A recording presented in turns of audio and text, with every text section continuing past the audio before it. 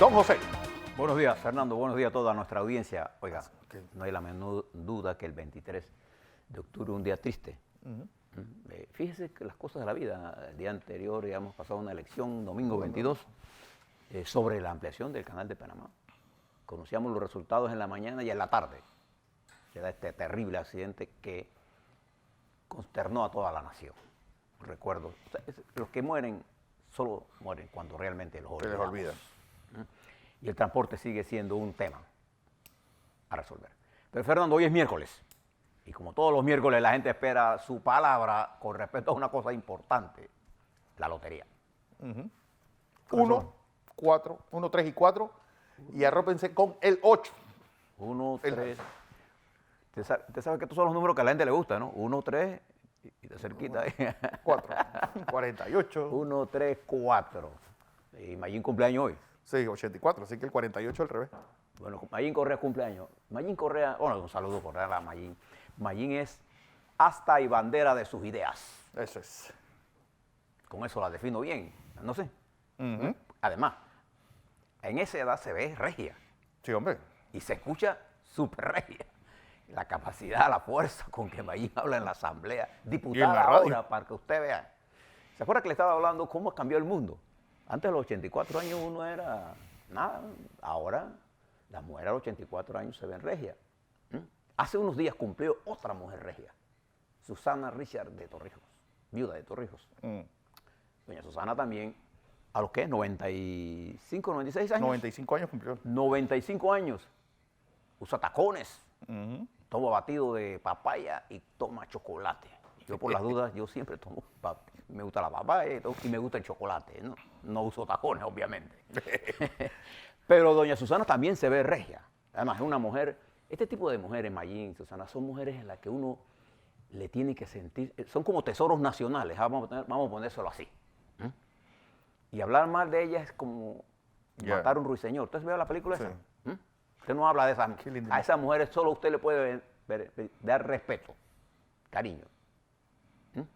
Porque a esa edad de firmeza y mantener esa, ¿cómo se llama? Ese porte, esa capacidad de lucha, es de admiración. Se lo digo a todos porque nosotros tenemos una tendencia a hablar más de los viejos. En otras sociedades, los viejos se respetan. Exacto. Nosotros en esta sociedad joven queremos ir respetar a los mayores. Los mayores no están ahí por tontos. Para que sepan. Si quiere, mírese en estas dos mujeres panameñas. Un saludo a Mayín en el día de hoy. Oiga, Fernando, ahora que usted hablaba de Franco, usted sabe que a Franco le costó mucho esa foto en la historia y a España.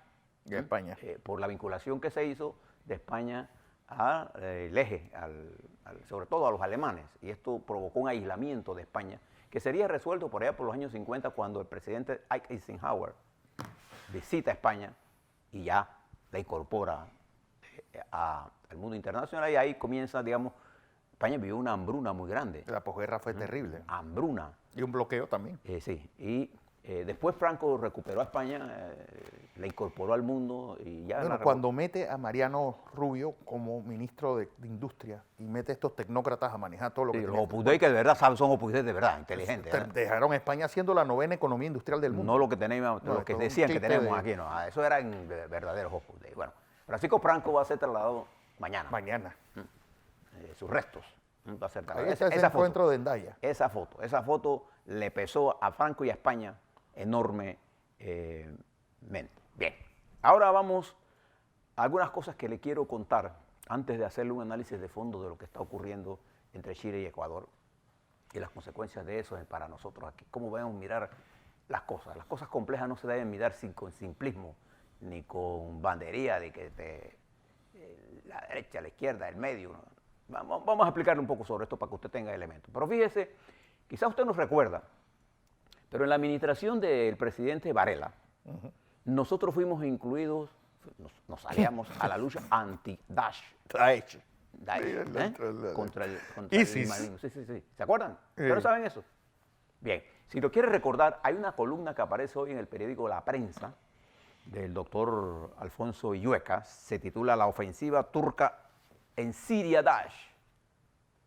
Y él con la sabiduría que le caracteriza en relaciones internacionales, explica que ha llegado el momento que Panamá reconsidere qué hacemos nosotros allí. Sí. Usted sabe que nosotros, bueno, ayer le contaba que el presidente Putin se reunió con Erdogan allá en Sochi, hizo un balneario, ¿no? Es un balneario, Balneario, el Mar una Negro. hermosura de balneario. Para discutir el tema y llegaron a 10 puntos de acuerdo. Les recomiendo que se meta en el internet, busque cualquier buscador de esos que hay por ahí, Google, el que sea, y pida acuerdos rusos-chinos, porque nosotros, acuérdense que Panamá es parte de esa coalición, ¿eh? No se olvide. Y hay 10 puntos en la que queda demostrado que realmente el gran ganador de toda esta crisis, porque esto se produce, este acuerdo, que es el primer punto de ese acuerdo, Erdogan reconoce la integridad del territorio sirio. ¿Sí se acuerda por qué la guerra contra Siria? La intención era destruir el Estado sirio. Así como hicieron con Libia. Pero al salirse de los Estados Unidos, ahora se produce una alianza extraña. Los kurdos piden protección de Siria.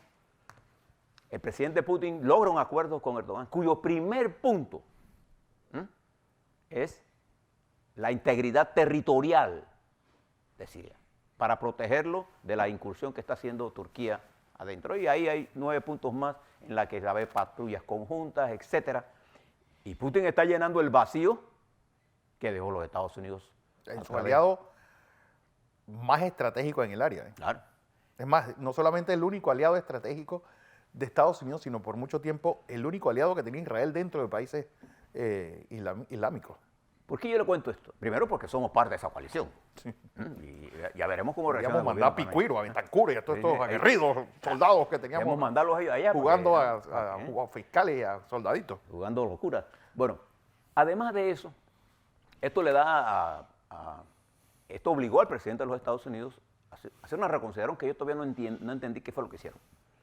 Que parte de las tropas que salían en Siria se quedaban en Siria cuidando pozos petroleros. ¿Cuáles pozos petroleros? ¿Y para qué lo van a cuidar? ¿Cómo? Era para que el Daesh no use el petróleo como financiamiento. Mire cómo retrocede frente a eventos internacionales que están ocurriendo a una velocidad, porque ayer se venció el plazo que dio Erdogan al vicepresidente Pence de los Estados Unidos para la tregua, pero ahora se abrió una nueva tregua ante el acuerdo ruso Erdogan por 120 horas para que se retiren los kurdos a 30 kilómetros, ahora bajo la protección de Siria, porque los kurdos sirios, dentro de toda la estructura, son los que menos radicalismo tienen y son los más avanzados. Los más radicales son los iraquíes y los turcos, que están 40 años. Y recuerde que para Erdogan los turcos, representados en el PKK, son sus enemigos del Kurdistán. Bien. Le cuento nada más eso porque es importante que usted sepa, porque nosotros somos parte de esa coalición. Yo nunca estuve de acuerdo con eso. Yo no creo que usted se acordará de que nosotros somos parte. Ahí están los señores Putin y Erdogan. Ahí está afirmando. Fíjese que este hombre actúa siempre con un criterio de inteligencia estratégica. Él está formado en eso, un experto. Y ahora, recuerde que hace unos días estuvo en Arabia Saudita. ¿Para qué? Para homologar la posición de Rusia, que es un gran productor de petróleo. Y esto le da a Rusia, el control de esto le da a Rusia, un peso en Europa por el manejo que tiene y la influencia que va a tener en el manejo del petróleo y energéticos. Recuerde que por más que hablemos de cambio de energía, tomará más de 40, 50 años antes que eso produzca algún efecto real en el volumen de combustible fósil, de verdad. Entonces aquí hay un nuevo cambio que se está produciendo porque una gran potencia como los Estados Unidos ha dejado un espacio que ha sido llenado inmediatamente. En mi pueblo dice que el que se va para la villa pierde la silla. Su silla. Mientras está ocurriendo esto, mire lo que pasa en España. Le cuento que este jueves, a las 10:30 hora de España, probablemente nosotros le vamos a informar porque vamos a tener imágenes de eso. Las 10:30 de ellos son, ¿qué, Fernando? Las menos 7, 3:30 de la mañana. A las 3:30 de la mañana estará trasladándose los restos de Franco hacia un cementerio de Madrid, que no recuerdo el nombre, y hay todo un operativo para que no se haga ninguna movilización. Lo van a sacar en helicóptero, lo van a llevar en helicóptero, va a estar al lado de los restos de su esposa. Franco. Eso va a ocurrir el jueves, mientras en España continúa Cataluña ardiendo. Y dice su amigo Jorge Iglesias, ¿cómo que se llama el Pablo Iglesias? Pablo. Que no tiene nada con el Pablo Iglesias original, ¿ah? No. Este es otro Iglesias. Dice Pablo Iglesias que el problema de Cataluña es que tiene que votar. El problema de Cataluña, hay un dicho que dice que los españoles, los íberos, porque antes le decían los íberos, en un recuento histórico, muy viejo antes de que existiera España como tal, que los españoles eran tan guerreros, eran hombres curtidos en la guerra, que cuando no tenían con qué pelear, peleaban entre ellos. Sí. Y dice Alfonso Guerra, bueno, Cataluña es un ejemplo de eso. No, porque es que ese dicho es muy celta, que son los del norte. Acuérdate que los catalanes son fenicios, por eso son más pequeños, por eso son más claritos, porque son Cartago mudado a la esfera de enfrente. Bueno, para que usted vea, España sigue sin resolver una crisis estructural y los dirigentes políticos siguen cimerándose el ombligo, porque todavía no entienden. Una pelea de niños ante una complejidad tan grande, la que vive la España moderna, y la que a nosotros nos conviene, la unidad española. Ahora dice Evo Morales que le están dando un golpe de Estado. Bueno, eso ya lo verá usted por ahí todo. Ahora le hablo un poco sobre eso. Debo tener más información. Fíjese, en los Estados Unidos, nuevos testigos, en el caso del impeachment, han hecho más complicada la vida para el presidente Trump, que incluso allegados al presidente le están recomendando que no se oponga públicamente al impeachment. ¿Y por qué razón?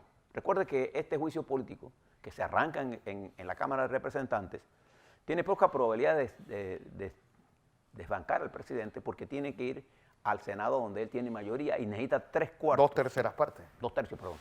2/3 para poder aprobar. Se hace casi imposible por esa vía. Y el presidente Clinton, que vivió ese panorama, cuando salió de ahí ganó las elecciones. No, perdió el Gore. Eso fue en el 90. Ya las postrimerías también del segundo gobierno de Clinton. Y el efecto de esto tuvo el manejo que dio Clinton de esto fue mucho más dialéctico judicial. El presidente Trump ya lleva un enfrentamiento demasiado abierto que le puede hacer daño, ¿no? Y sus aliados le están recomendando, vamos a entrar por el camino constitucional y resolvamos el problema en el campo legal. Mientras en Inglaterra ayer pasaron dos cosas que dejaron más patidifuso a todo el mundo. Dos leyes en sentido contrario aparente, ¿no? Uno, la ley en la que se acuerda, establecer la ley de los acuerdos para la salida. Eso favorece la posición del primer ministro Johnson. Pero inmediatamente el primer ministro propuso una ley para que en 3 días se resolvieran y se aprobaran, y el Parlamento la rechazó. Es decir, una de cal y otra de arena. Entonces uno se pregunta, ¿y hacia dónde van? Entonces el presidente suspendió, puso en pausa esto hasta hacer una consulta. Y Inglaterra está en una situación de impasse. De impasse, nadie sabe. Si usted lo sabe, llámenos y nos dice. Porque nosotros no sabemos. Pero yo quería aprovechar la oportunidad. Voy a dejar a Bolivia por fuera porque están una serie de acontecimientos dándose, ¿no? Yo quisiera aprovechar la oportunidad de lo que está pasando en Chile. Y se lo voy a explicar, darles los elementos para que usted forme un juicio sobre lo que está ocurriendo en Chile y lo que ocurrió en Ecuador. Observe lo siguiente. Tanto en Chile como en Ecuador hay una coincidencia. La chispa que prendió la insurrección, vamos a llamarla así, en ambos países tienen un origen común, el transporte. En Ecuador se debió al alza del combustible que hizo el presidente Lenín Moreno cuando llegó a un acuerdo con el Fondo Monetario Internacional por un préstamo de 4.200 millones de dólares. Y prendió la chispa. La chispa que prende Chile es precisamente el incremento del costo del metro, que pasó a 800 pesos, 300 pesos de aumento, pesos chilenos. En ambos, en Ecuador, hay una cosa diferente. En Ecuador, el presidente Lenín Moreno, en un proceso de de economía más neoliberal, intenta a un acuerdo con el Fondo Monetario que impone una serie de medidas antipopulares, entre estas, y provoca esta situación. Pero esto es nuevo en Ecuador. En Chile, el proceso de neoliberalización de la economía lleva más de 30 años. Correcto. O sea, que no es la razón esta, porque ya Chile está acostumbrado a eso. Fíjese que en Ecuador el movimiento fue, aunque se inició por los transportistas, el movimiento después fue liderizado por el movimiento indígena, con cabeza y con una dirigencia con quien hablar. En Chile, la protesta por los incrementos fue liderizada por los estudiantes, que inmediatamente logró montar sobre sus ruedas de movilización a amplios sectores de la sociedad, clase media baja, trabajadores, y es un movimiento amorfo. No hay con quién sentarse a discutir nada. El presidente Lenín Moreno reacciona en Ecuador en forma, cambia la capital, se va de Quito, se va a Guayaquil, deja Ecuador sin su dirección y deja 3 o 4 días de insurrección popular sin actuar. Hasta que al final, y se produzcan muertos, 8 muertos oficialmente y decenas de heridos y miles de personas detenidas.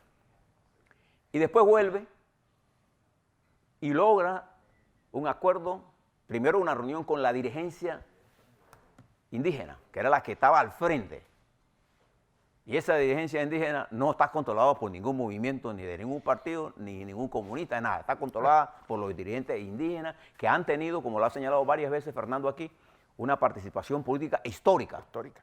Los indígenas, eso que ustedes ven allí, fueron ellos. Entonces, ¿qué hace el presidente Lenín Moreno? Se reúne con ellos, llega a un acuerdo e inmediatamente se suspende la huelga y esos mismos que usted está viendo en la pantalla, al día siguiente comienzan a recoger las piedras que tiraron. Y a limpiar la ciudad, ¿recuerdan? A limpiar la ciudad. Esa es la reacción de Ecuador, ¿no? Y el presidente tiene que retirar el proyecto 889, ¿se recuerdan? Y el acuerdo con el Fondo Monetario Internacional, acuerdo que él firmó. No lo firmó Correa, no lo firmó Maduro, lo firmó él. Ambos medidas que tomaron con respecto al transporte fueron inconsultas, con una lectura equivocada de lo que estaba ocurriendo. Mientras eso pasó en Ecuador, en Chile, ¿qué pasa?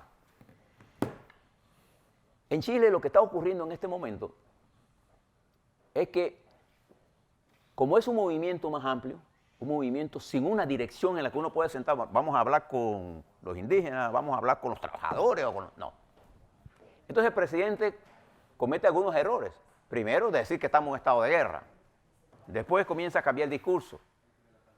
Anoche, en uno de los discursos más dramáticos que haya escuchado. Más sincero también. Dramáticos porque esta es la vez que el presidente Piñera, acuérdese de quién estamos hablando de uno de los hombres más ricos de Chile, ¿eh? No es el más rico, es uno de los más ricos de Chile. Los beneficiarios netos de estos 30 años. De estos 30 años. Y la consigna de los jóvenes, porque es un movimiento enfilado por la juventud, no son los 300 pesos, son los 30 años. No son los 30 pesos, perdón, son los 30 años.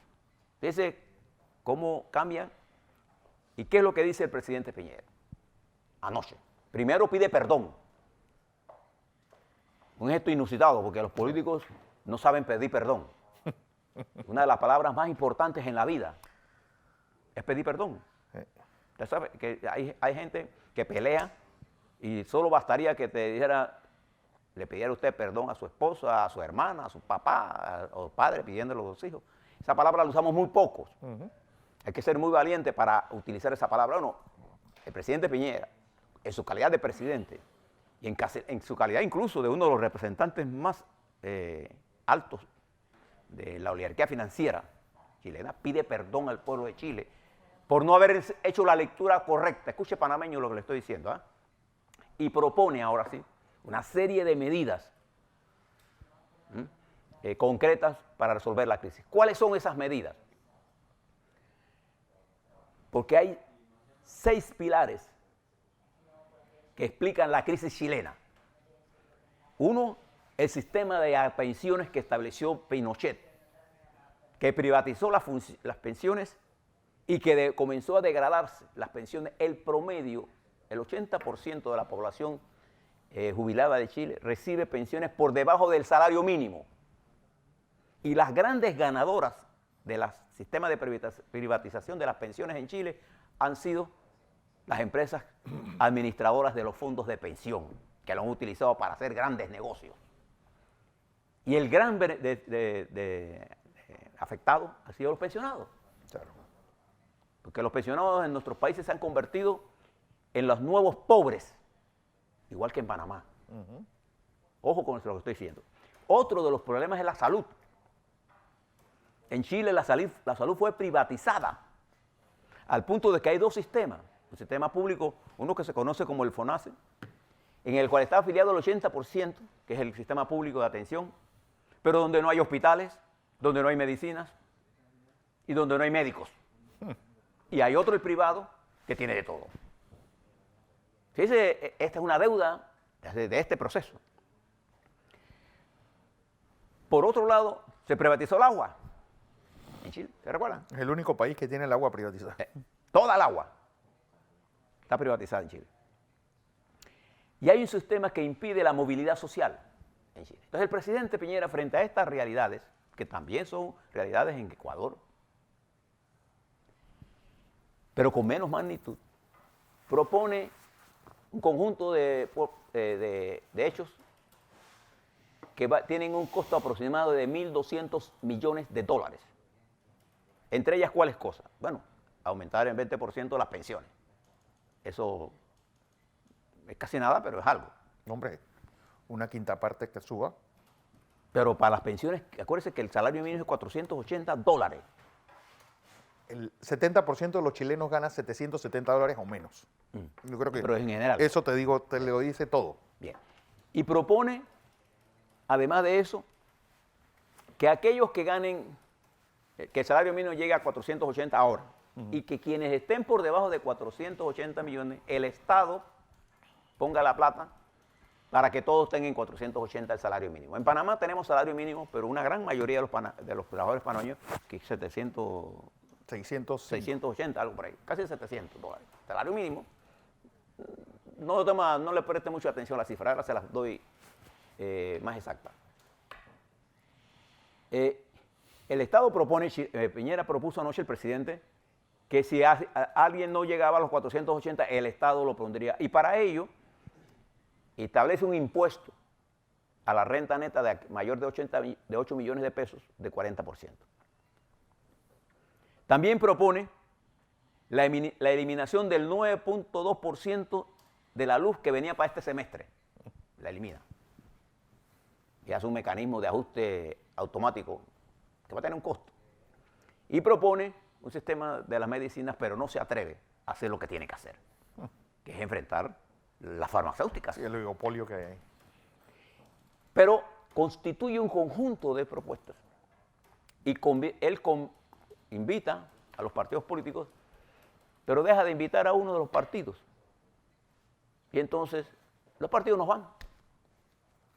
Pero a diferencia de lo que pasa en Chile con todas estas medidas, la gente sigue en la calle. A diferencia de lo que pasó en Ecuador, que el acuerdo inmediatamente, porque había un liderazgo. Sí, visible. Visible, además, que controla la movilización, porque los indígenas ecuatorianos tienen capacidad de movilización, tienen capacidad de, cuando da una orden, la dirigencia es lo que se va a hacer. Disciplina. Allá, en Chile, los chilenos le perdieron miedo a una cosa subjetiva que nadie había tomado en consideración. Para los que seguimos de cerca el golpe de Pinochet, cuando asesinaron a Allende, el golpe se dio y se declaró el estado de sitio. Toque de queda. El toque de queda. Para un chileno, en esa época, salir de su casa era la muerte. Y la gente... No, ellos mantuvieron el toque de queda toda la década del 80. Y lo mantuvieron todo el tiempo. Pero ahora el presidente llama, anuncia toque de queda y los chilenos se burlan de él. ¿Por qué? Por un principio. La sociedad chilena de ahora ya no pide permiso para avanzar. Escuche lo que le he dicho. Ya las sociedades modernas no necesitan permiso para avanzar a nada. Entonces, creo que es muy poco lo que se ha hecho para la profunda división que hay en Chile. Ese Chile que hace unos años era el modelo, como una vez lo fue el régimen de Menem en Argentina, ¿recuerdan? Y al salida quebró. Roberto Cavallo. O cuando fue Salinas de Gortari, ¿se acuerdan? Que ocultó el grave problema financiero y salió de ahí y la crisis se llevó casi a todo el mundo en México. ¿Se acuerda de ese? Bien. En el caso de Chile, vea la diferencia. En un lugar, ese binomio que por 4 periodos, Bachelet, ¿cómo se llama? El presidente Sebastián Piñera, Bachelet, Piñera, ese produce una exclusión en la dirección política. Y las élites políticas se entienden directamente con las élites económicas y dejan por fuera a la gran sociedad chilena.